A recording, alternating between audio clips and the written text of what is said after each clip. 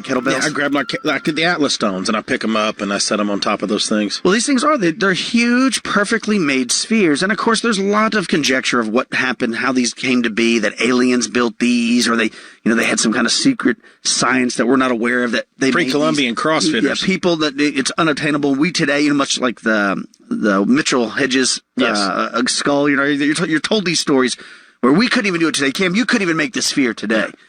It turns out that a lot of that's not true. But one of the strangest mysteries in archaeology, it was discovered in the Debunking Delta in Costa Rica back in the 1930s.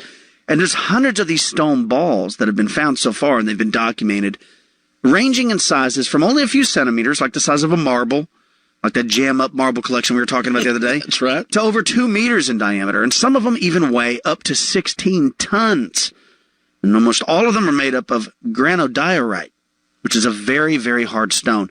The objects are definitely monolithic sculptures, and they were definitely made by human hands. Now, there's a man named John Hoops, and he wrote a book called Debunking the Mystery, the Costa Rican Stone Balls.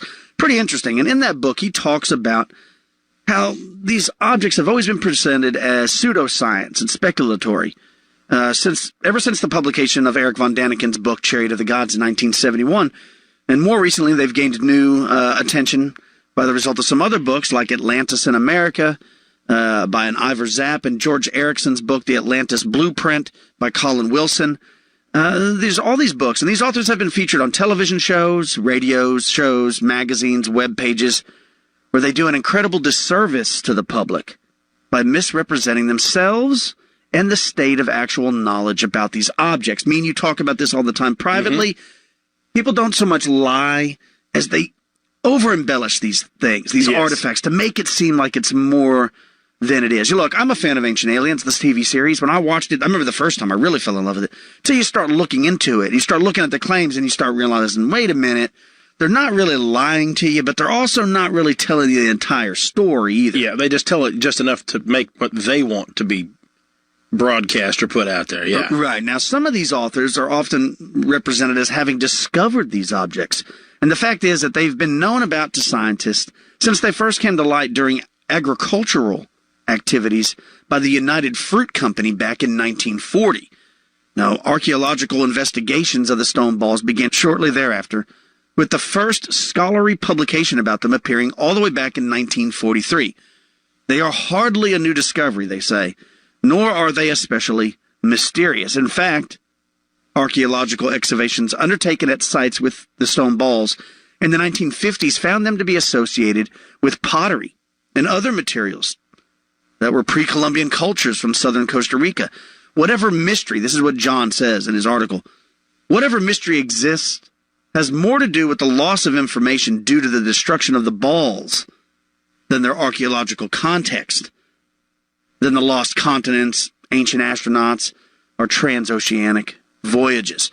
Now, you may be asking yourself where these things are found. Now, they're originally found in the delta of the Taraba River, also known as the Serpe de Cui, or General River, near the towns of Palmar Sur and Palmar Norte.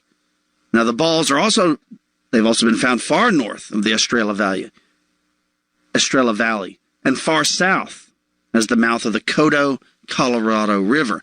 They've been found near Golfito and the Isle de Cano. They're basically from all over various parts of Costa Rica. They've been found in different sizes. Now, what's the saddest part of this story is that since their discovery in the 1940s, these objects have been prized as lawn ornaments, and they've been transported, primarily by railway, all over Costa Rica, and now they're found throughout the country. There are 2 balls on display to the public, even in the U.S. One is at the Museum of the National Geographic Society in Washington, D.C. The other is in a courtyard near the Peabody Museum of Archaeology at Harvard University in Cambridge, Massachusetts.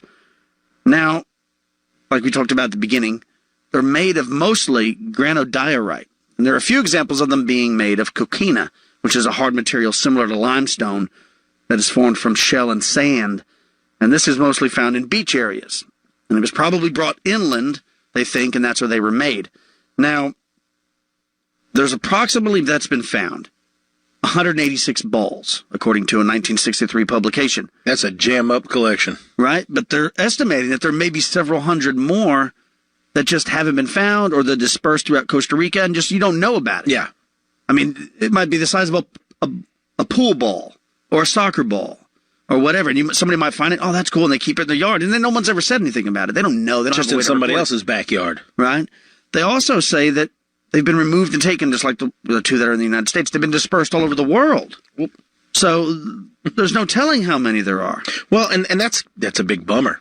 That's a huge bummer, because unless you find them in the ground or where they're at, in situ, it's hard to do anything with them. You know, it's hard to say what the history is of these things. Yeah. Now, the balls, they said, were made, most likely, they're theorizing this, by reducing round boulders to a spherical shape through a combination of controlled fracture, pecking, and grinding. Now, granodiorite, from which they are made, has been shown to exfoliate in layers when subjugated to rapid changes in temperature. So they think that the balls were heated up, probably put on a bed of coals to be superheated, and then they were cooled off instantly with cold water, which would cause it to actually exfoliate in layers, the stone. Kind of like an onion. You're talking about it just flaking off. And when they were close to a spherical shape, as close as they think they could get to it, they would stop that process and then start pecking and hammering with stones made of a similar hard material, and then finally polishing it to a high luster. That's a lot of work, right? It is a lot of work. Now, the process that they're using, they said they found that this culture's, whoever it was using a similar method to make stone axes, elaborate stone statues. And they said they could do all this without the help of metal tools. They definitely didn't use laser beams, and they didn't use alien life forms to help them do it. This is something that's totally possible by humans. Yes. Now, it might have taken a lot of work, and just because it's hard doesn't mean it's not impossible. But we're not saying that maybe they were taught by laser-toting aliens. Who knows? Well, there's always that possibility, of course. But it seems to me that it was probably made just by people that were great stone workers. Mm-hmm. Now, the biggest question of all is, who made them? That's the biggest mystery. And the sad part is, we don't know who made them. It could have been the Olmecs. It could have been the Aztecs. It could have been the Mayans. It's believed by mainstream scientists that the balls were most likely made by ancestors of native people who lived in that region sometime prior to the Spanish conquest. But it's still unknown, because dating these things is very difficult. The only way that they've been able to date anything so far is when they find them buried in the strata that they're buried with. Some that has organic material with it, they can date that. So they've been found, some of them alongside pottery or broken pot shards. And they, of course, the pottery that they found alongside of these balls belonged to this Aguas Buenas culture, which their dates when they were around range from 200 BC to 800 AD. And some of them have been found with other pot shards that are far older. But even this, like we've described before on the show, doesn't necessarily reveal their true age. I remember on a show we did one time with Frank Joseph, you had been mentioning, you were talking about Nambadal, and you were talking to him about how it was like throwing down a Snickers wrapper, and then years later, another archaeologist coming and finding that Snickers wrapper and saying that the structure must have been built in 2016 because that's when they found the wrapper. Yeah. So just because, this is the same thing, just because you find pottery shards from 200 BC with these stone spheres, it's difficult for me to say, well, that's how old the stone spheres are. They might have been far older, too. Yeah, you have no idea. They found them, and they're like, that's a cool lawn ornament, and they just, like, rolled it up by their house. Exactly. Maybe they were eating dinner around it or something, picnicking around it, something like that, yeah. Only know that the balls they weren't created after the first Spanish explorers arrived. They know that. You know, so whoever these people were that made these things, it's pretty cool. Now, they say that many of these balls, get this, were found to be in alignments consisting of straight and curved lines, as well as triangles, parallelograms. And one group of 4 balls was found to be aligned in the line. One group of 4 balls was found to be arranged in a line oriented to magnetic north. So this has led to some people speculating that they might have been arranged by people who had knowledge of magnetic compasses. They're aligning them with astrological alignments, you know, just like other many places in the world.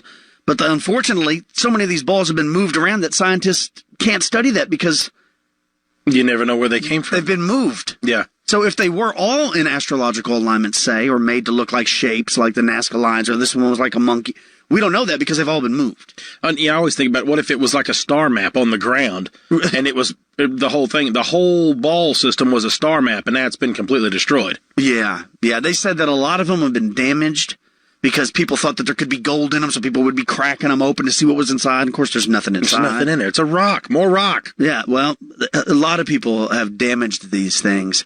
So, if you see on Ancient Aliens, or if you see these articles, talking about these stone spheres of Costa Rica, at the end of the day, they just seem like they don't have any answers. These creations by somebody of just perfect spheres. And they're not perfect, too. That's another claim. You'll see in books and articles, scientists will say, they're perfect. They're perfectly sphere. We've measured. They're not even off by 2 micromillimeters. It's not true. There's all kinds of flaws. They're not perfect. They're man-made. They're handmade. They're man-made. Handmade. There's going to be some flaws, yeah. Yeah. So in the end, we don't know who made them or for what purpose they were made. Were they created by ancient aliens? I think not. Do I like the idea of some super special race of extraterrestrials coming down from another parallel dimension upon this group of indigenous primitive people in the Costa Rican jungles? Of course, only to teach them advanced mathematics and Riemannian geometry and introduce them to lasers, which allowed them to create these cool spheres. But it's not likely. More likely, it's 100% man-made. They're very cool, but we don't know why they were made and who made them. Well, when you was first telling me this, and remember you and I was discussing it a little bit off air and all that stuff, it's one of those things, I'm the same way as I'm fascinated by those balls, by where did they come from? What was the purpose? I mean, why would you I understand creating a ball the size of a billiard ball or a softball or a baseball, but when you're talking about some of these enormous, large carvings, there has to be a reason behind them. Yeah, well, you've seen in people's gardens nowadays, they'll have these orbs. Yeah. Just sitting there. I think that's what it was. It was just a decoration. And I understand that size, but when you're talking about a 16-ton... Ooh, that's a big one, right? Now that you get, there's a reason behind that. What was that done for? It was an Olmec guy just trying to one-up his buddy. He'd be like, yeah? Trying to get the girls. I'll make one bigger than that. Yeah, my yard art's bigger than your yard art. Yeah. Maybe that's what it is. It's just the redneck. Maybe. Yeah. I thought about this. Maybe they're building a giant, like in the Raiders of the Lost Ark, they were building the boulder to roll down. They had to roll on somebody? Yeah. Maybe so. Well, when you were talking about that and brought up the Olmec, I realized a lot of the things that I heard or knew about the Olmec was like we've talked about in the past, was things that I had just seen on television or browsed in an article here or there. And I wanted to look more into the whole Olmec society because it is a rather mysterious history about these peoples, and that's what I'm going to talk about more. That kind of links into this is what Kyle talked about, is we're going to talk about the Olmec and what some of the main theories are, where those people came from, because you don't realize how much older they are than some of the other cultures that were there. Now, there was I guess you could say maybe an antiques dealer, or he was a traveler at the time. His name was Jose Serrano. And I don't mean the Serrano from Major League that couldn't hit a curveball, okay? We're not talking about that guy. This was a Hispanic traveler, Jose Serrano. And in 1869, he was the first person to publish a description of the Olmec stone heads that we've all seen, that he had actually found in the ground, interred, in situ, and there. And those heads are cool, right? They're awesome. Yeah, now here's what's wild. So the very first one that would have ever been discovered that they knew of, that was a written discovery. Now, I'm sure people knew about him, of course, but that's what's funny. It's like saying you've discovered something, but it was been there this whole time, and everybody around you knew it. Really and truly, these people uncovered it. There was a farmer that was clearing some land outside a town of Veracruz in 1850, and he had uncovered this face looking up at him out of the dirt once he pulled and plowed some of the trees back. Well, Jose was traveling through that region in that area, and somebody told him, and he was real curious. He's like, So in 1862, he goes there. He's got to go see it. So he goes and he sees it. And at the time he sees it, it's partially exposed. So he's looking at it and he's like, He helps the guy uncover a bunch of it and the whole deal. Then, of course, I think he went back before. But anyway, like I said, he published the first description about it when they had completely uncovered it. Now, here's what's funny. Serrano believed that given the physical features of what he saw on that stone, that he was sure 100% that it was the depiction of an African. I'd have to agree. Yes. And that's the first thing that stands out when you look at that is, man, doesn't look like anybody I've seen from South America. Well, and we're going to talk about that. Now, look, this isn't our belief or somebody, we're not swaying either way. I'm just going to give you the facts of what people have believed in this whole time. And it's strange because I'm not a big fan of isolationism. I like to believe that people were covering this planet, traveling much as we do today. Now, like I say, Jose believes that it was African, and he said that he believed that it testified to the existence of what he said was unknown sophisticated culture. Now, here's what's pretty strange, too. The Maya people have a book, a sacred book of the Queche that they call the Popol Vuh. And in that book, it claims that the Olmec people came to Mexico in ships of bark. And they believe that it means that black Africans sailed across the Atlantic Ocean long before Columbus. So long before all this, they believed to come. Now, here's what's wild. Here's something you got to wrap your head around, like you're talking about with this. It wasn't until in the 1930s. Up until that point, everybody believed, if you talked to anybody that was, in the circles of these archaeologists and things, that the oldest civilization in the Americas had been the Mayan. And the reason being is because of all the Mayan artifacts that was discovered throughout the Yucatan. It was stuff everywhere on the Gulf Coast of Mexico, Guatemala, everybody. All the archaeologists in the area was convinced that the Maya was what was the mother civilization, if you will, to all this other stuff. But they would notice this, and this is funny because we've talked about this when it talks about Egypt. Some of the Mayan artifacts, what they were calling Mayan artifacts, were different than most others. Subtly, but there was a lot of those that were all different, but they were a lot alike. So it was almost like a whole nother branch, like you got Nike and Reebok. Yeah, they're all shoes, but there's subtle differences in what they're. That's what they've noticed. They said that one of the differences was that some of the large carving heads had faces of more African-looking features than all the other Mayan works together. Okay, so all that, there was a few of those. So Mayan paintings and sculptures also had been quite varied, but the African-looking features was distinctly un-Mayan. So you could look at all of the stuff that they had. All of it looked the same, and then there was a whole group like, Almost like it's two different groups, It's right? exactly what they're talking about. Now, here's the thing. They often had, these faces had looked like masks. We talk about they had some jade mask up we'll get into. They had like a curious frown. They always had like a stare about them, things like that. It was really different, distinctly different than most of the Mayan stuff. Now, there's a fella named Marshall Seville, and he was a director of the Museum of the American Indian in New York. And in 1929, he classified these works as being from an entirely new culture, not Mayan. And he, of course, what people do believe was kind of an inappropriate way of saying this, he's the one that called them Olmec, which was a name first used in 1927. And the reason being is because of all the rubber trees in the area. Olmec means rubber people.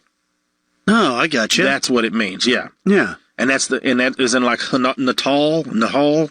That's the language of the Aztec, is what it is. So it means rubber people. Now, there's a fellow named Eric Thompson, and he actually helped decipher the Mayan calendar. And he refused to believe that there was a new culture that could be earlier than the Mayas. He's like, I've gone through all their history. They're all the same people. This is just what it is. But they had a special meeting in Mexico City in 1942. And that right there was a lot of arguing, a lot of going back and forth in 42. And they pretty much came down and said, okay, there is a difference. And these Olmec people predated the Maya. We know now that there's a separation there. They may look like it's blended together, but there is a separation. So, the discovery now of this whole separate group that now we all know as the Olmecs basically threw a wrench into everything at that point. Yeah. Everything. Cast doubt on all kinds of stuff concerning American and South American, but total North American and South American prehistory. Everything changed at that point. Because this is what they say, there's what people are calling diverse, in a way, a very diverse looking people that they know, if this is representative of these skulls, who built huge sculptures. They had amazing skills, very skilled in working with their hands. They believe that they were actually inventors of that area for number and writing systems that the Maya used. They even actually had the game that the Maya talked about where they kick the rubber ball and it goes up through there. The Olmec invented that. And in some of the stuff that they have found, some of the artifacts they found Olmec toys that they know weren't Mayan. They were Olmec, and they had wheels on them. Wow, see? So they're like, wait a second. Now, traditionally, we're going to go into this. Traditionally, they believe that they started in South America between 1400 and 1200 BC because of some Olmec remains that they were discovered down in a place near San Lorenzo in their shrine. But now it's been pushed back even deeper. They found more things now in the last few years that they make it believe it's a few hundred years older than that. So around 1600 BC is what they believe. they've traced the food back. And when I say the food, I'm talking about like crops. We're talking about farming. That's what they're talking about. They know in that area that farming began as far back as 5100 BC. So they're like, So like I said, I told you about San Lorenzo. That was what was found to be the very first Olmec center, was in San Lorenzo. Everything was there, but here's what's wild. It was all abandoned, completely abandoned. What they can tell is it just fell flat by 900 BC. Gone. That's weird. Really, exactly. Some of the people today, some of the scientists and archaeologists believe that they believe it was environmental changes, like we've talked about, because they said maybe certain rivers had changed, maybe it was a drought, different things like that could have caused crop problems, the whole deal, and they just had to abandon what was there. They just had to go, you know what? We love it here, but it won't hold us anymore. Could have been their sky brothers and sisters picking them up. That there's, you know what? There's a lot of stuff like that too. A lot of people believe that they popped down. Now, they say that following the decline of the San Lorenzo area there in La Venta, that it became the most prominent Olmec center, like we said, and it was abandoned from 900 BC. When they moved from San Lorenzo to La Venta, it went from 900 BC to 400 BC. In this area, they built the Great Pyramid, which is their Great Pyramid, if you will, of the Mesoamerican times. And even today, you go down there, it's 112-foot high earthen pyramid after 2,500 years of weather and rain and erosion, and yet it still stands 112 foot tall. That's cool, man. Now, they believe, too, that they were very, I guess you could say, in some sort of religious fashion, because they found buried in that area, all in the land there. They said it was very labor intensive what they did, but there was over 1,000 tons of smooth serpentine blocks, mosaic like patterns on this, almost like pavement, on all this mosaic patterns. They had deposits, separate areas, deposits of polished jade, of pottery, of figurines, of mirrors that they had made out of like hematite, where they'd polished the stones to make mirrors. That's cool. 48 separate deposits of this across the lands in that area. So we're going to go back to the heads. Right to date, there's only been 17 of the colossal heads found. Now, there's smaller ones, I think, that they found, like we're talking about, but the colossals. Now, in San Lorenzo, which is what we talked about, was the very first area that they, supposedly settled, there were 10. The first 10 were found in that area. Then they moved to La Venta. La Venta had 4. Then Tres Zapotes had 2. And then Rancho La Cobata had 1. So they kind of stacked down through there. So towards the end, they wwere fewer and fewer and fewer. So it makes you wonder, were there fewer and fewer the Olmecs, and there were less people to help transport the heads, and then that they had brought them with them, or maybe the craftsmen died off, so fewer and fewer knew how to do it. Now, the heads range in these sizes. Now, the last one I told you about, the La Cobota head, and the Rancho, is 3.4 meters high. Now, there's a pair in Tres Zapotes that's 1.5 meters high. And they've all been calculated between 25 and 55 tons is what that's the largest heads. So they're no joke. Yeah, 55 tons, that's a lot. Well, they call them short tons is what it is. So, but it's basically 50 tons is what you're looking at, is something weighing like that. So that's an awful lot of stone. Here's something else that's strange. They were carved from single blocks of volcanic basalt. Now, they say that it was blocks, or what they even talked about, like you said, a boulder. Maybe there was a boulder that was already round, but it's all volcanic basalt. And these are found in the Tuxtla Mountains. Now, the Tres Zapotes heads were sculpted from basalt found at the summit of Cerro El Viga, which is a mountain in that Tuxtla range. Now, the San Lorenzo and La Venta heads, they're carved from basalt in the southeastern side of this range. So they're all coming from the tops of the mountains where they're getting these rocks, but they're all in that little area. Now, they were believed that they don't know. They were drugged down. Some people said they were floated down. But where they were come from, where all this basalt was found, was around 12 to 15 miles away. Then it was brought down, and they believe that it would have required around 1,500 people to move these stones from where they were found in those mountain ranges. How down many miles to did you say? 12 to 15. So to move a 55-ton head. Yeah. Oh, this is before it would have been the stone. Yeah. 12 to 15 miles They said it would have took 1,500 people and 3 to 4 months to move all that down in there. So you got to think this had to mean something for somebody. Yeah, for this sure. Is something that there was some serious, business behind this. This wasn't just some craftsman doing it to put in somebody else's backyard. Now, they do know this. They do know that some of the monuments, like you're talking about with those balls, were destroyed. They don't know. Yeah. They knew that they found pieces that they're like, this was probably one of them. I'm sure they found some of them in private collections, like I was talking about in the news section. Well, they also know some have been recarved, had the faces chiseled off, and some more stuff recarved on the faces. Now, here's what's known. They don't know if it was because of how scarce the stone was, the work it would take to gather up the stone. Archaeologists don't know that. Or they also they believed it could be some kind of ritualistic connotation to it. Like rulers changed hands, so they chiseled, much like in Egypt, they chiseled the face off that one Makes and sense. re-chiseled another one on there. Exactly.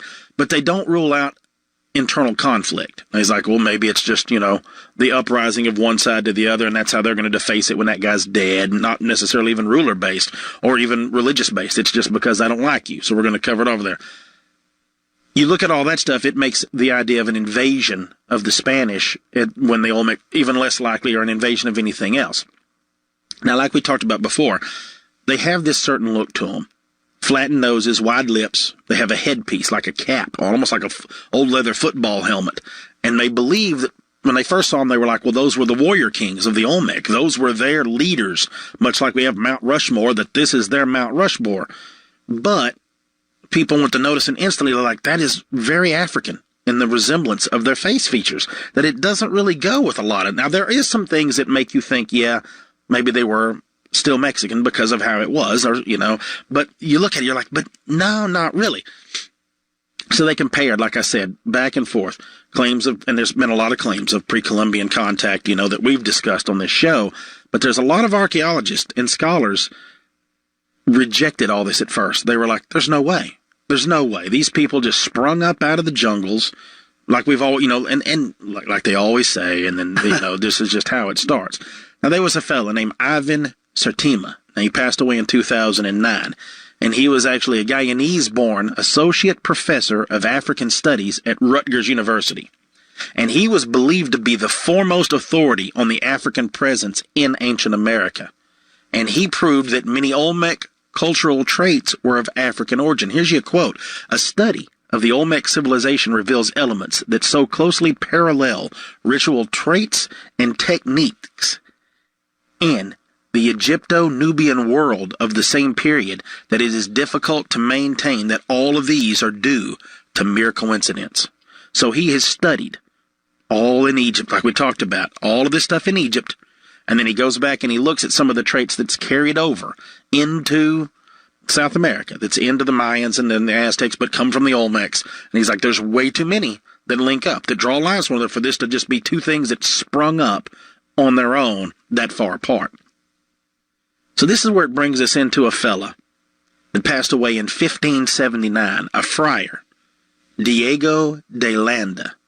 Now, he was a Spanish bishop for the Roman Catholic Archdiocese of the Yucatan.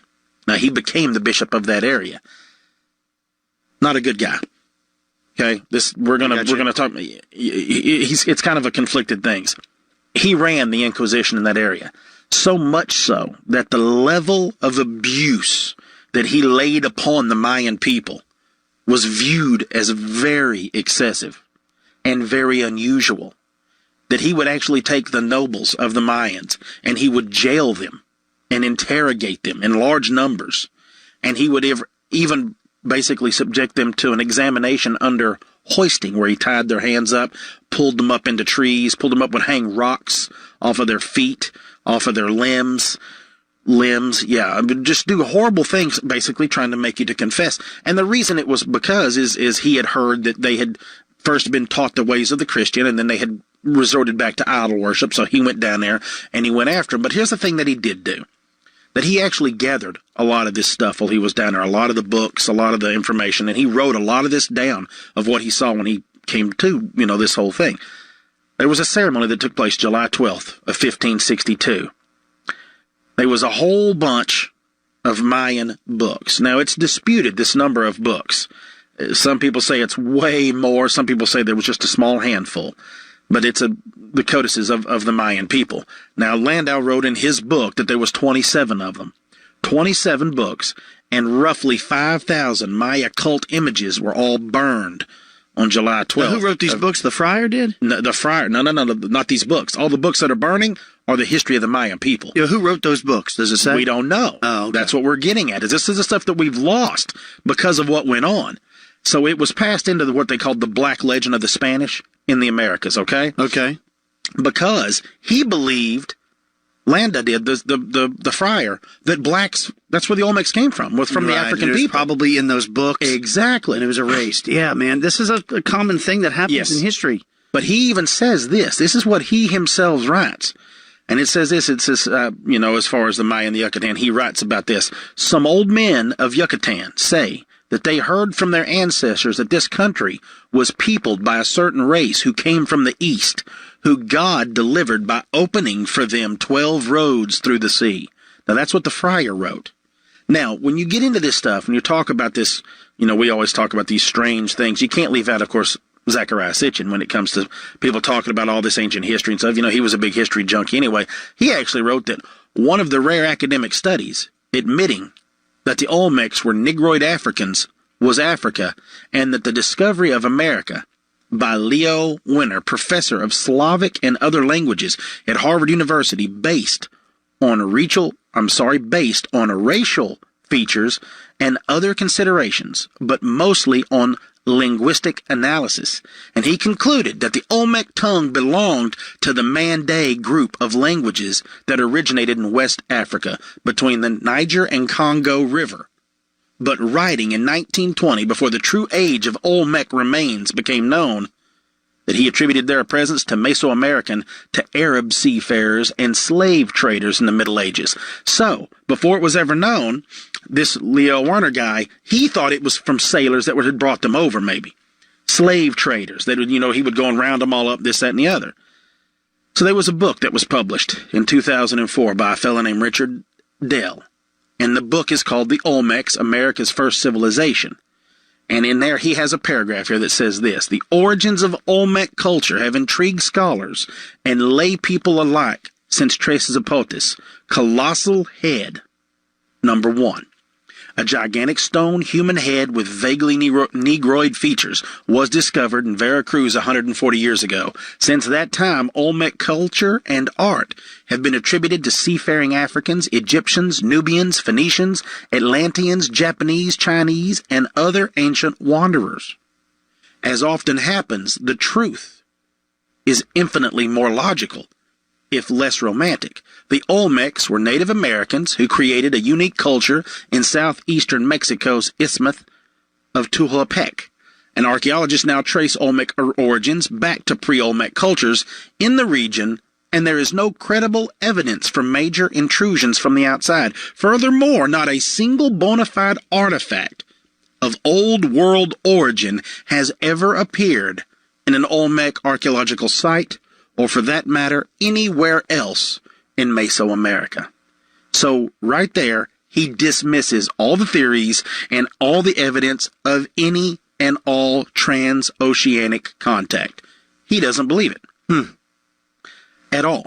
Yeah. But we're also given no further information on the pre-Olmec cultures, and that the Olmecs, just where they come from, nothing. Because we don't really know here's what's funny. What's a bona fide artifact of New World and Old World? What is it? They're so often identical to one another that we find, how would you know if one was Old World that was brought over? You're talking about there's going to be a stone scraper brought over from Egypt and left in South America. You wouldn't know if it was, chipped out of wood, or chipped out of stone in South America. Right, yeah. On the whole deal.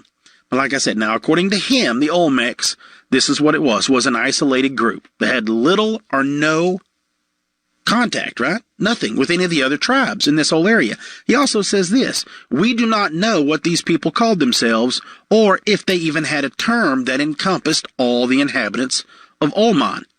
There is no evidence that they formed a single unified ethnic group, and almost certainly no Olmec considered people living more than a few hours' walk away as members of his or her own group. Nevertheless, the numerous independent local cultures were so similar to one another that modern scientists consider them a single generic culture. So basically, according to him, the Olmecs rose up independently in their little niche in the forest without any influence from anybody, and then they didn't walk anywhere. They didn't talk to anybody. It would be like us living in this town. We don't talk to anybody 10 miles down the road, but yet out of nowhere, we start making giant statues out of basalt, stone heads, huge drainage systems in the towns that we live in. It doesn't make sense. It does not make sense at all. He goes on, and he talks about some other stuff and some different things. Now, there was a fella named Paul Barton, and he actually wrote, on February 28th of 01, he published this thing called The Perspective, and it was the Olmecs, an African presence in early America. All right, now he wrote that studies done by Clyde Winters show that the Olmecs used the Mende script, which is a writing system used among the Mandinkas and other Africans in West Africa. When the writing on Olmec monuments were translated, it was found that the language spoken by the Olmecs was Mende. No, isn't that convenient? The Olmecs practiced a religion and astronomical science identical to those practiced by Africans in the Mali region and Nigeria today, that the Olmecs studied the Venus complex in astronomy. And today, the Ono and the Bambara, who are famous sea and river travelers, have studied the same complex for 1,000 years. Well, that's the end of it then. There's no doubt. Well, there's some conflicting stuff when it comes to them talking about the writings of the Olmec, because some people say that they've got it deciphered. Other people say that there wasn't enough that they have found in order to know exactly what was written. Now, there's no doubt, of course, that archaeological discoveries prove that Olmecs built all these structures, these giant pyramids, these giant heads. They also did mining. They had high levels of art, had hieroglyphics. They also had the concept of zero in their writings. They understood that. They understood positional numbers. They even had great public buildings. And they were the first in Mesoamerica to have a calendar. The long count calendar is not Mayan. It's Olmec. That's where it comes from. Right. I've heard that. Yeah. They've had religion. They've had the study of mathematics and astronomy. They also had stonemasonry. And what have we talked about? Farming. Now, Sabas Whitaker, he wrote a book called Africans in the Americas, Our Journey Throughout the World. And he says from an ancient stela found in Zlapata, it is clear that the Olmec recognized the tree of life. This stela also confirms that the Olmec were some black people who came to Mexico in ships made of bark and landed at Pontacachan. These people are frequently depicted in the Mayan books and writings carrying trade goods. The tree also depicts 7 branches and 12 roots. The 7 branches probably represent the 7 major clans of the Olmec people. The 12 roots of the tree extending into the water from the boat probably signifies the 12 roads through the sea. Now, here's what really gets wild. After 300 BCE, there's no more evidence of the Olmec civilization. Yeah, that is weird. What happened to them to this day remains a mystery. The remains of these people cannot survive. There's no graves.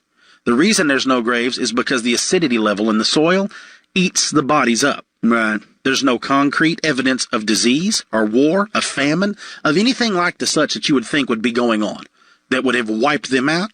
There's none. Now, like we said, there were some changes in the land, changes in the environment that they believe that could have possibly made them move, but they don't understand how they just vanished. Now, there's even been some people say that they believe that it was due to a civil war, and that population could have thinned out even through this war and then slowly disappear through history. And disease is like war. It could thin out the population enough of these people to make it to where it would never rebound, to where you wouldn't have a viable breeding group. And they were just absorbed by the other cultures as they moved on, right? Exactly. Now, they call it the epi-Olmec culture now. That says when the Olmec culture went into decline, it didn't really disappear entirely. It kind of evolved into what people are, the scientists now and the historians refer to as epi-Olmec. And that's a culture that links sort of the classic Olmec to the Veracruz culture. And then that's when they began to thrive, and they moved up to the north in the Olmec lands, and about 500 years later. The existence of these Olmec people and their culture, and even their beginnings and all this stuff in the old Mexico has always posed a problem for scholars and historians and archaeologists. They vanished. We don't know concretely why they vanished, but without any hint as to where they went and why they went that way. We really don't know about anything more about these people than we do when we first found out about them. We don't know where they came from, and we don't know where they went.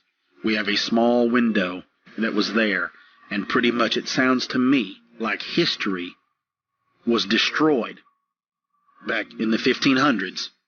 And now we just have to try our best to piece together what we think and what we can figure out of where these people came from.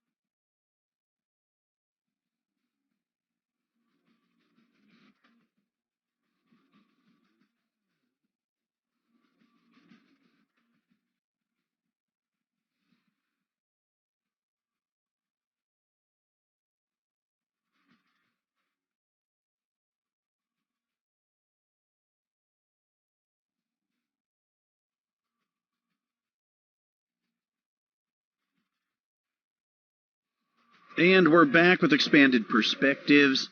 A very interesting story. I like the Olmec story, and I have to agree. I mean, when I looked at those heads, the giant heads, the first time, this was years ago, they do look black to me. And yes. Are you familiar with the black Egyptian hypothesis? Yes. Which talks about there's a group of people that theorize that the Egyptians were actually a black culture, and that before modern day Egypt, I'm not talking about now, but when Egypt was at its height, ancient Egypt was at its height, that the face like on the Sphinx and things was actually a lion, and that some of the early carvings were actually just like these Olmec faces, and they were changed to look more like the Egyptians later. There's even people that claim that some of the pharaohs' faces actually have a lot of features that black people have.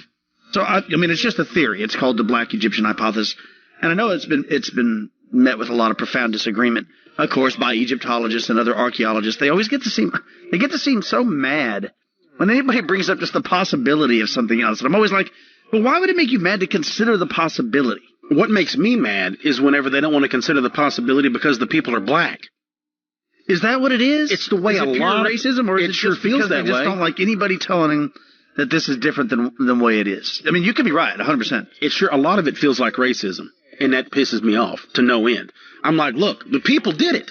Dude, it's just how it is, man. It doesn't matter. That there was trade. We know that there was trade between ancient Egypt and South America with the depictions of cartouches showing corn, cocaine. We've talked about it several times on the show. Maybe the Olmecs were actually Egyptians. I mean, like you said, they didn't call themselves Olmecs. Yes. That was given to them. Maybe they were Egyptians. Well, and maybe the reason they disappeared is because, like you're saying, times were hard. They were having agricultural problems. There was some kind of crop disaster, and they just packed up their stuff and went back to Egypt. Yeah, maybe the reason they went is maybe they were running for something, much like the people that first came here. Yeah, maybe. So we were looking for more religious freedoms whenever we came here. Yeah. The thing is this, like we always talked about, folks, history is very foggy and hazy and can only be sorted out by you. Everyone listening to this right now, that's listening to our voice in your ears, you have to make up your own mind. There's so much information out there, man. Don't listen to me. Don't listen to Kyle. Don't listen to any of us. Don't listen to anybody. Make up your own mind about history and about what really happened and just what makes more sense. We see what happens today is what we live it. Little lies being told everywhere. So you don't think that didn't happen back then? I mean, there's stories and things shifted around to meet people's ideas and to meet what they're trying to put out there and their end goal. So I think there's a lot more to it. I think what upsets me is all the things, maybe there was other races in between the Olmec and the Mayan, the Aztec, but since all that stuff was destroyed, we'll never know about those people. They faded into the obscurity of history, never to be spoken of. Nobody will ever know that They started, they had a great culture, and they vanished, and they have been wiped away like your hand through the sand from the books of history. Just how many other cultures have done the same thing? Yes. Far older cultures that were here and gone. Exactly. Over and over and over. We know a lot about ancient history, but I think there's far more we don't know. Yeah, I agree. And you should keep an open mind. Keep an expanded perspective. You should keep an open mind on these things, like Cam's talking about. Go do some research. Read it. And then you formulate your own hypothesis, right? Yes. Very, very interesting. Well, I want to thank everybody for being here today. Don't forget, if you like the show, you can write us a review on iTunes. Also, if you want to hear more of Expanded Perspectives, we have Expanded Perspectives Elite. You can go to the website, expandedperspectives.com, sign up for that. $5 a month gets you an extra episode every You're listening to the Dark Matter Radio Network.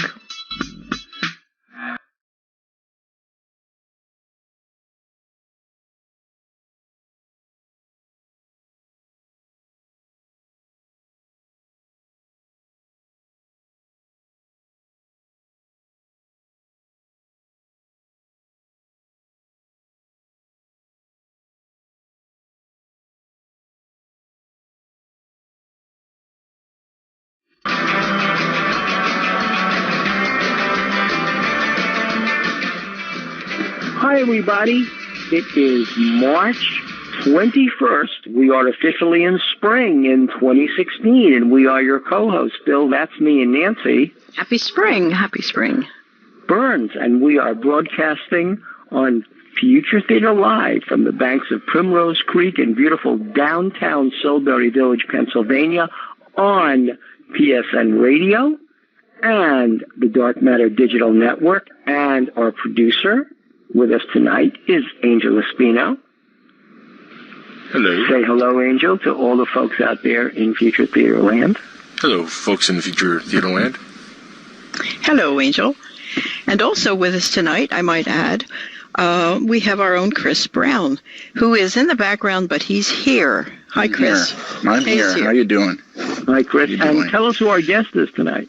Our guest is Tom Jensen. Mm-hmm. And, he's out of North Dakota, right there in old North Dakota. I think he's not far from Fargo. And he's going to be talking about his encounter that he had as a fireman. Well, I won't get too much into it. He'll talk about that, and I'll talk about what it's actually led to, what all he's doing now, which is... Well, if folks go to our website, the futuretheater.com website, folks will see Tom's models of extraterrestrial craft, or let's put it this way, of flying saucers. We don't know if they're extraterrestrial or not. They could be intraterrestrial if you're listening to Maximilian de Lafayette, who says they come from inside the Earth. Yeah, but he may not be the best authority. I want to also say hi to Tom, who is in fact on the line. It's hard for me to pretend he's not because he's on a video type of Skype. So hi, Tom. I'm waving. Hi, Nancy. How are you? I see you perfectly. Isn't this weird? The future. Video phones.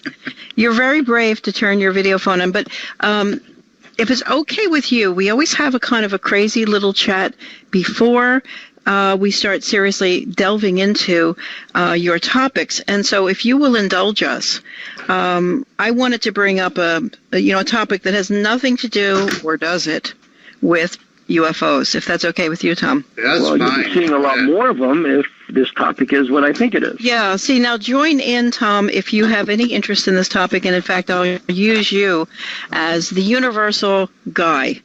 And the topic is that the state of Pennsylvania is making itself the 24th medical marijuana state. Yay! I can't believe it. It's like a dream come true. So I throw that out there. And this was a bill initiated in the Pennsylvania Senate, passed by the Senate, passed by the House, and will be signed by Governor Tom Wolf. Yeah, and Tom Wolf, Governor Wolf, is the one who tweeted. It was kind of a joke. It was on March 15th. The House of Representatives had just passed the bill by a humongous margin. The Senate had already passed it, and so Governor Wolf tweeted. He showed a photo of the Capitol all in green because of St. Patrick's Day, but he said it was because the bill had passed. So he's very much for this bill. So it's very much going to happen. And Which when you read means- the bill, it is going to raise. It is. I mean, this is not going to be cheap pot. Let me tell you. Really? The state basically has its steam shovel dipper right into the money pot because it is. Well, let me first find Angel. What do you think of this? Did you know about this? I had no idea, but it doesn't surprise me. I mean, I think pot's going to be legal statewide, nationwide. Yeah. I really think so. I think you're right. But I think Angel, you're absolutely right. In our very short. That's the road we're heading into. Clearly. Yeah, but I never thought. I had no idea that Pennsylvania was this far along. Do you have any idea if Florida is also moving on? Yes. Yeah, the next election they're going to put it back in the bill. So I mean, if there's any time that it's going to get legalized here in Florida, it's going to be in this next election. We missed it by 2% of a vote. Wow. And then where does Rick Scott stand on? Where's Rick Scott stand on that? I mean, he's like reactionary to everything. He's pro legalization, I believe, at this moment. Yeah. He is pro. Wow, Yeah, that's funny. A lot of people don't coming you around. think A lot of people coming there's around. there's a lot of changes that I noticed with this one. For example, unlike New Jersey, this one is all counts seem to have it moving speedily along. But more interestingly, when Oregon passed its medical marijuana law, the only marijuana they allowed was what people call flowers, and flowers are the buds that are full of CBD and THC, the flowers. Right. And they didn't allow anything else when they first started. And weirdly, Pennsylvania does not allow flowers, and it does not. Exactly. Yeah, and it does not. Yeah, and it doesn't allow edibles, which is mind-blowing. That's weird, yeah. But it will allow three things, and I only remember two of them. One is oils, and the other is pills. And I don't remember the third thing. I have to go look it up. What could it be? Dealing with a cancer patient recently in my life, I know the pills are definitely in high demand nationwide. I mean, they do a fantastic job in. Well, what are they? They're cannabis pills. What they do is they have one called Marinol. Yeah, Marinol was given to my mother when she lost her appetite. They were giving her Marinol pills the last couple of weeks. But I think you're wrong. I think Marinol is the fake marijuana that was made by the government. Failure. No, it's marijuana pills. We looked into it. Because Marinol was a big scandal in that it made people sick. It's just like any other pharmaceutical.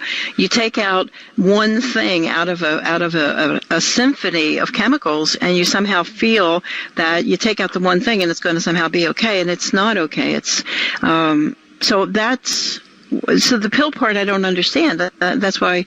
It's a little oil inside the pill. That's all it is, and it's CBD. I mean, it's pure CBD. They take out the THC, so you're getting the CBD ingredient instead of the THC. So they're not going to get right. So it's a non-hallucinogenic. Right. It's a non-hallucinogenic pill. Right.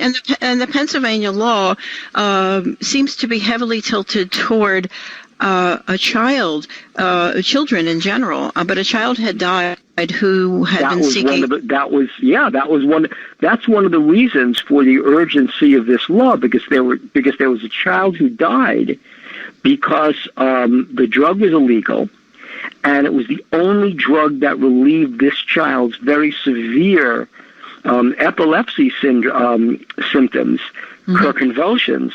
And if you look at the law, which is now online, if you look at the law, epilepsy and convulsions are along with cancer. They're right at the tops of the conditions of the two most used to get it prescribed for is cancer and epilepsy.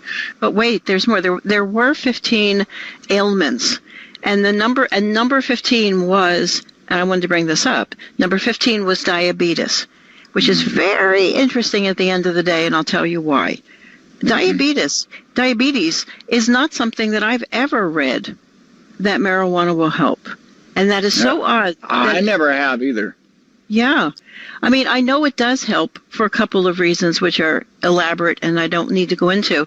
But now that it is going to be legal in the state in which we live, We are planning possibly to do a kind of a grandparents' book on how to use it, if possible, because I believe that then, this is where I wanted to ask Tom, I believe there's a huge audience of people who have no idea about this stuff and why is it suddenly getting pushed. And I think it'd be really important to explain to people why this might be good for you to try. And there's still a lot of culture. Maybe Tom might be able to identify, but there's still a lot of culture out there of people who really don't like marijuana and don't want anything to do with it, maybe because of past things that have happened in their life and stuff. And well, my brother's one of them, and so he just really has a real issue with it. And so some people still like that, Yeah. Well, the only thing I can tell you, boys and girls, I gave up marijuana back in the 60s when I was a flower child, and I'll leave it at that. You were a flower child, and now you're building UFO models. You betcha. Yeah, you don't need no stinking marijuana. Yeah, who needs marijuana? Yeah. Well, since everybody's here, I mean, we don't have to. We don't have to. No, pretend. but I wanted to ask Angel. I wanted to ask Angel a couple of things. So, Angel, what did you think about the meeting between President Obama and President Castro today in Cuba? Oh yeah, it was about time they did that meeting. I mean, it was long overdue, and it was good to see. I mean, I was talking about that with my dad.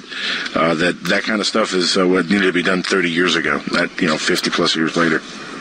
Well, one of the things, they were showing a lot of stuff, and I still can't get over, it's the only place where 1957 Chevys are still on the street. I love Obama's tweet, by the way, when he lands in Cuba. He's like, "Que bola, Cuba."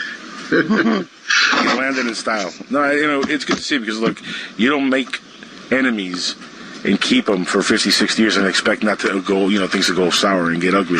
The way you destroy enemies is by being peaceful and being polite to them. Even the communists, because guess what? Who is pounding, do you think, of all of us? Somebody's pounding for sure. Somebody is pounding, just saying. I think that might be Tom. I don't know. If it might be Tom. If just mute out if you're not talking. That's all you got to do. That's what I'm doing. Like I was saying, when you have, enemies, the way to combat enemies and make them friends is by opening yourself up to these kind of communications. And it's good to see that we're finally doing that because we deal with communist countries all the time. That's right. I mean, that's what, in fact, yeah. I mean, to your point, everybody was screaming about, the president's going to Cuba, the president's going to Cuba. Ted Cruz was really outraged at this whole thing. Ted Cruz is an idiot. Well, he's an idiot, but the thing about what Bernie Sanders said was that you could get on a plane tomorrow and fly to China. You could get on a plane tonight and fly to Iran.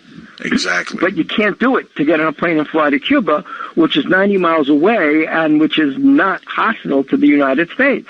Exactly. It makes no sense. I mean, they're not launching missiles. Iran is. Mm-hmm. I mean, that's the truth. So, I mean, it really absolutely makes no sense.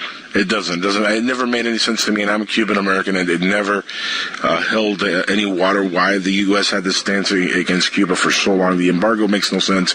All it does is hurt the Cuban people. It hurts the government there, sure, but for the most part, the bigger picture hurts the Cuban people there that are suffering because they can't get the resources they need because of the embargo. Mm-hmm. So, I mean, there's so much politics involved in it, but it's really just all silly, backwards 1930s and 40s thinking. And really, it's a grudge that they're holding over from the last century before this past century when Cuba was the one that defended Puerto Rico in the Cuban invasion of when America tried to invade Puerto Rico.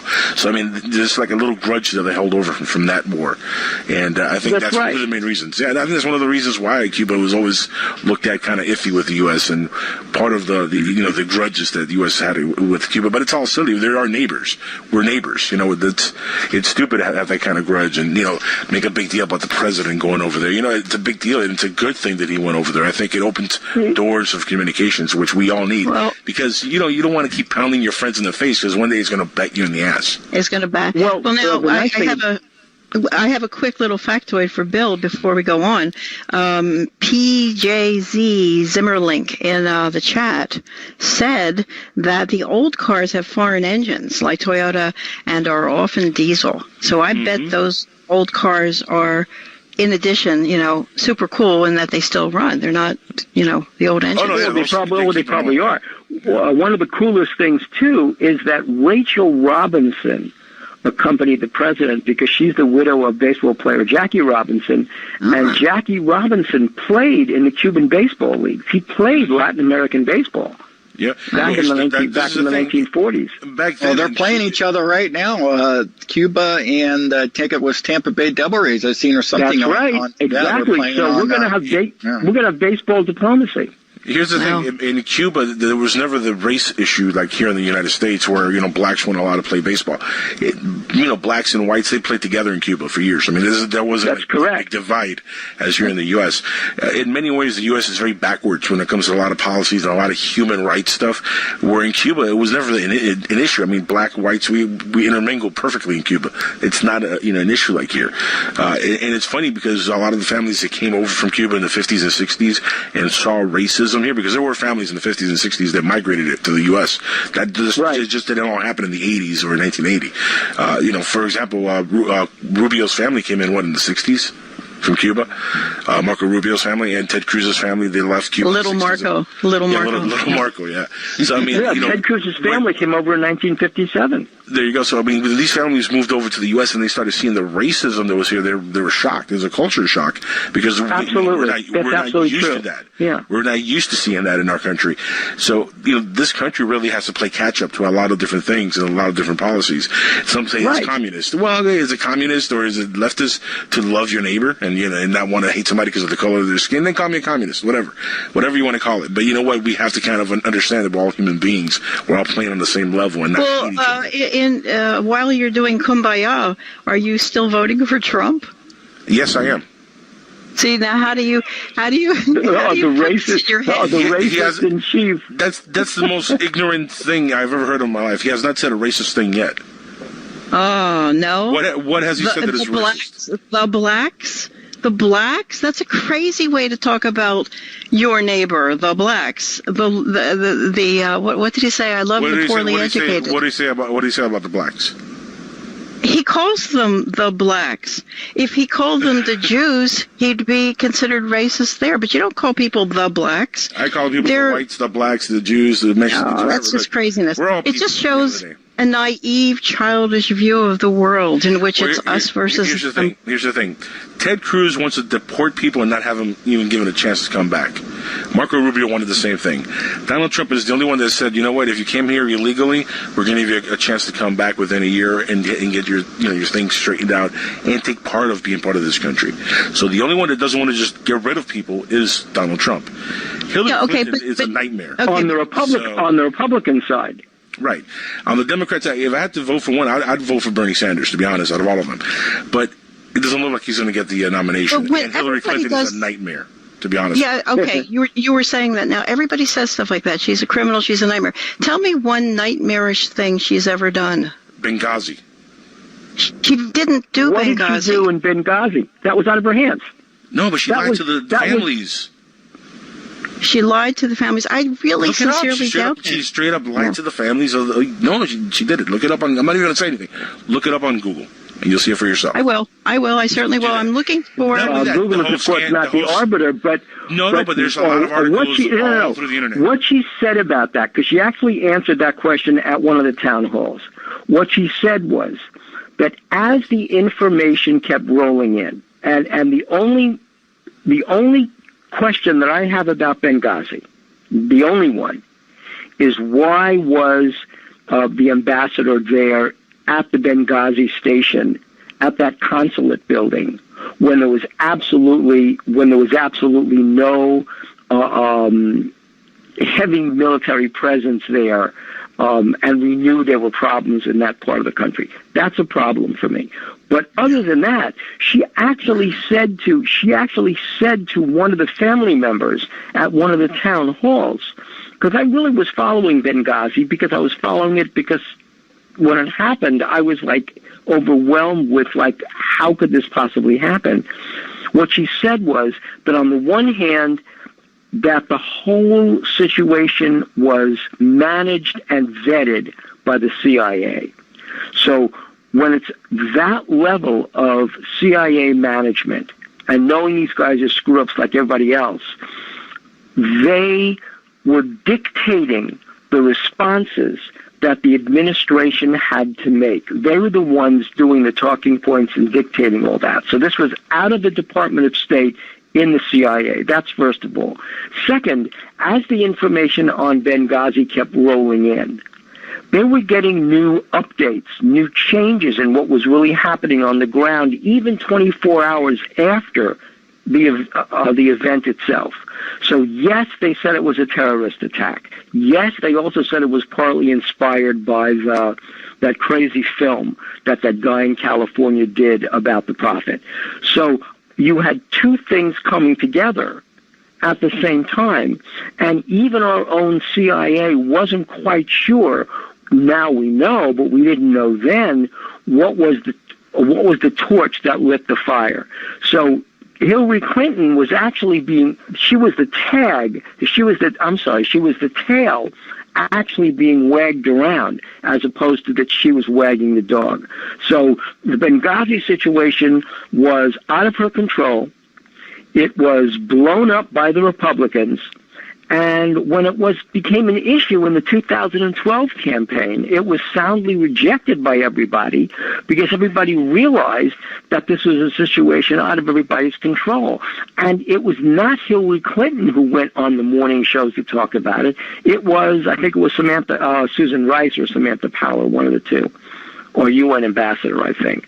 So, I mean, I'm not saying that the administration itself is blameless, but what I am saying is that she didn't lie about it. She didn't know, and her response was dictated by the CIA. That we know for a fact. The Benghazi thing, if you don't know, really hits home with me because Tyrone Woods and I went to school with each other. Mm-hmm. So, yeah, I'm from Morgan City, too, and he was 1 year ahead of me, and he was a great guy and a great friend, actually. We played football with each other for 2 years, and I even went to his party he had for his going off into boot camp, and they threw a big old party that night with, of course. Yeah, but and not to diminish this is not to diminish that particular situation, but there have been embassy bombings. That's what I was going to raise. That's exactly what I was going to raise. When the Marines were encamped on a runway at the Beirut National Airport, Ronald Reagan dumped over 200 Marines sitting on a runway, totally exposed. They were attacked. You didn't hear this partisanship. People rallied around the president and mourned the Marines who were killed. Here, it immediately became a partisan issue. And so, again, when Hillary Clinton says that she is singled out for things that no other candidate is singled out for, she's absolutely right. That's my problem with it. It is simply singling someone out and saying, oh, well, Benghazi, it's your fault because you lied. When A, she didn't lie, B, it was not even her in her wheelhouse to talk about Benghazi because it was a CIA thing. It was their operation. And this has happened, as Nancy just said, this has happened before on more than one occasion, and it never became partisan. And if you wanted to make it partisan, where I would agree with Donald Trump is that when you wanted to make it partisan, talk about 9/11 and how unprepared the Bush administration was, as Condoleezza Rice admitted in public, having been forewarned of an attack, having been forewarned that they had Ramzi Yousef's computer. They knew the World Trade Center was a target because it was bombed in 1993. They knew that Ramzi Yousef was going to use planes as guided missiles. The Al-Qaeda type operations had already tried to use planes as guided missiles in the Middle East. They knew all of this, and yet they came in basically scot-free. And they also knew that these guys were in Florida. These guys were in Florida taking flight training. They were in the country illegally. These were the guys showing up at the hospital, at emergency room it was an emergency room in Hollywood, Florida. I forget the name of it. I want to say St. Peter, but I could be wrong, in Florida. And they had anthrax burns on their legs, and these were some of the hijackers. And the FBI knew about this. Something is very wrong with that, and I don't know what it is. Where in Florida? It's always Florida. I'm just saying, everything bad always happens in Florida. I know. Jesus. No. These guys, Angel, these guys were taking flight training in Florida. That was what happened. That's what I'm saying. It always starts or ends up. Yeah, I mean, because Hollywood, all these things. Hollywood, Florida, there are a lot in Hollywood, Florida. I've been in Hollywood, Florida. Hollywood, Florida is really known for a couple of things. One, it's known there's a lot of drugs. I mean, that's where a lot of drugs come into the country. Yeah. That's one. And the other thing is that there is a Saudi community down there. That is very true also. Listen, we got somebody on the line who might want to rebuttal you, Bill. 423, you're live on with Bill and Nancy Burns on Future Theater. Now, Bill, you made a few mistakes about Hillary. The night the Benghazi happened, she emailed, they have the email, she emailed Chelsea and said it was terrorist. She did tell the families at the coffins when they were presented that we're going to get the guy that did the video and we're going to prosecute him. She did say that, and she... That's right, and her explanation for that was... She's a liar. She is a total liar. No, she covered has not... What has she ever accomplished in her life? Oh, my goodness. The only job... she has never tried a case in the court. The only job she ever had was working for the Rose Law Firm because her husband was the governor and she was a rainmaker, and it was a way to help... have a liaison with Walmart, Purdue, and Tyson Chicken. It was all that. The lady is not accomplished in any way, shape, form, or fashion. She's a closet lesbian, which there's nothing wrong with that. I knew you were going to say that. If she denied... Not to cut you off, but I do blame her for what happened with Bill Clinton in the 90s, because if she was helping to service her man properly, he would have never been looking for Monica Lewinsky or any other intern. If she would have been a proper wife. Bill Clinton. You're blaming. I blame her, Nancy. He has a severe sexual problem. That's the problem with Bill Clinton. He's got a severe sexual problem. I can tell you stories about his sexuality that will blow your mind from people we interviewed for the Mickey Rooney book who knew Bill Clinton, who basically told these unbelievable stories. And folks know, because I've said it not only on this show, but on other shows, that we were tracked by the CIA throughout all 3 seasons of UFO Hunters. And one of the non-official cover officers that spoke to us was very friendly and very forthcoming about his role in protecting Bill Clinton during the Ken Starr investigation, when Bill Clinton was kind of sidling off someplace with a former beauty queen and was videotaped in a condo. And he's the guy that had to, this agent, this non-official cover officer, had to go to Canada to deal with the head of the Canadian organized crime families, I'm not going to mention names, organized crime families, and secure that video in return for this guy's getting a slap on the wrist for a homicide that his family had committed and that he ordered. And the person you're talking about is Elizabeth Grayson. The person I'm talking about is, I'm sorry, I missed it. Elizabeth Grayson was the actress. She was Miss Arkansas and Miss America, and he raped got real forcible with her. And I didn't. And you will notice, Charles, that I didn't mention the name. But that's who that was. You have the wrong person. No, Elizabeth Grayson went through the same thing. There could be more than one. There could be. Local Bill Cosby. Well, she was filming a show that was very successful in the ratings, the sequel to Highlander, and they were being chased all over the world. They had to move from Canada. They were filming in Toronto and British Columbia.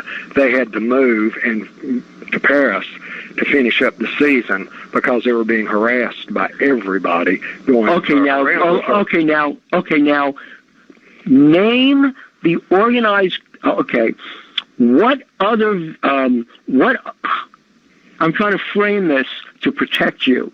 Name the organized crime, trivia test. Name the organized crime family that was in possession of that video.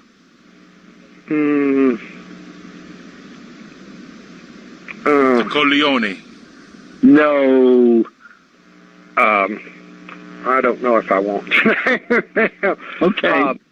But there was a lot of Do you know the organized crime family that was in possession of that video? I can pretty much guess. Well, let's put it this way. Name the other video that this organized crime family had prior to this. Very famous video. Zapruder. No. No. Well, we have to take a break. Is it the bottom of the hour? Okay, we're taking a break. So Charles, at some point in the distant future, I will share with you the name of the video, the actress who was involved, and the name of the organized crime family, but it will not be on the air. It is the bottom of the hour already. Wow. So we are Bill and Nancy Burns on Future Theater on PSN Radio and the Dark Matter Digital Network, and we will be back with our guest, Tom Jensen, right after these messages. So stay with us and learn about a really exciting UFO encounter. Back after these messages.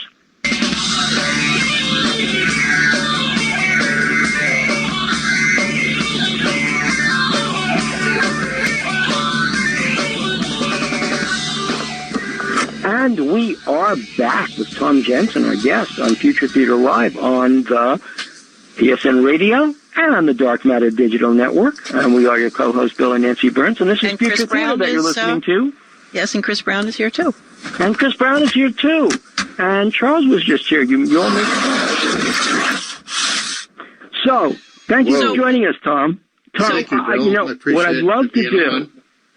love to do is let's just lay down the background of what you're doing by telling us in detail about the UFO sighting that you had that started you on this.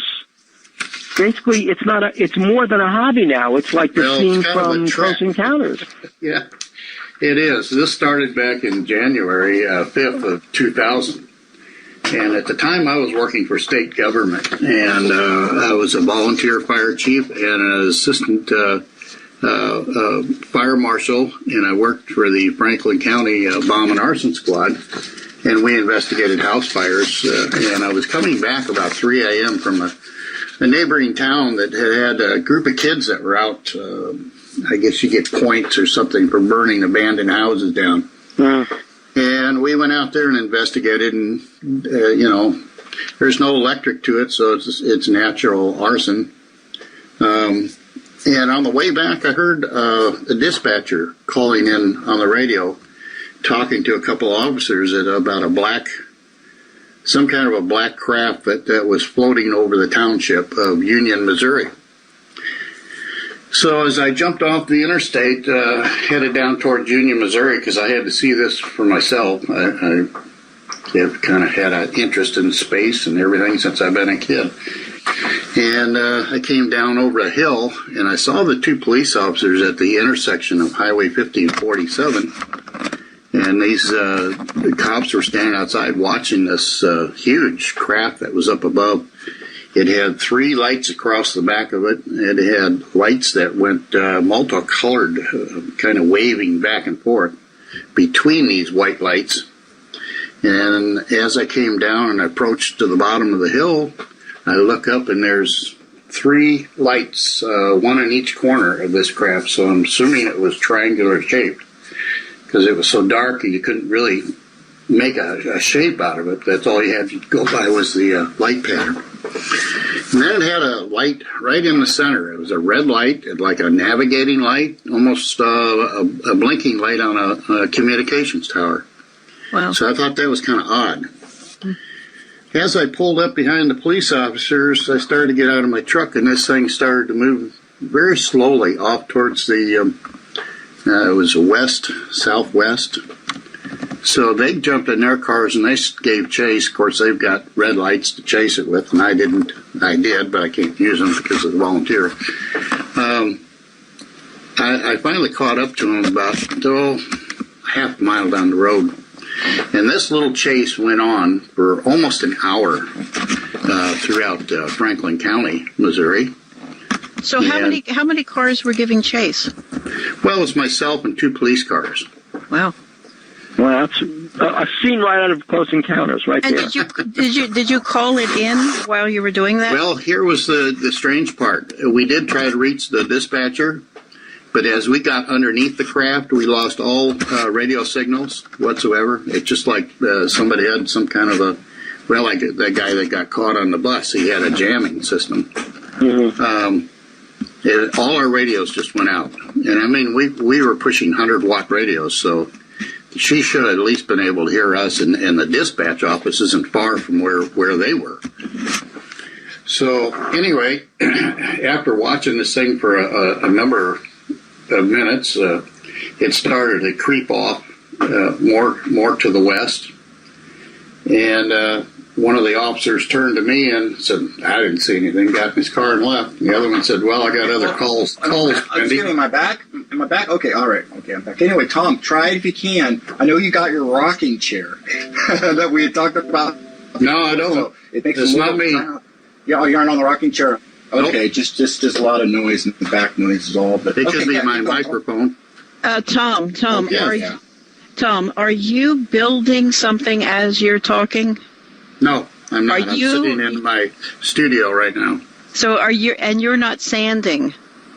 No, I'm not sanding. Okay, you're not. You're not. We were typing a little while ago.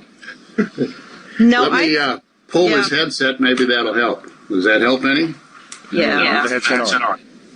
Leave the headset on, okay? Oh, it's on. All right, hang on. Headset back on. I have a new one coming, but right now I'm The using. thing is, when you use your microphone from your computer, it picks up every sound you do in the room. So everything you're doing is going to pick it up. Okay. Okay, so you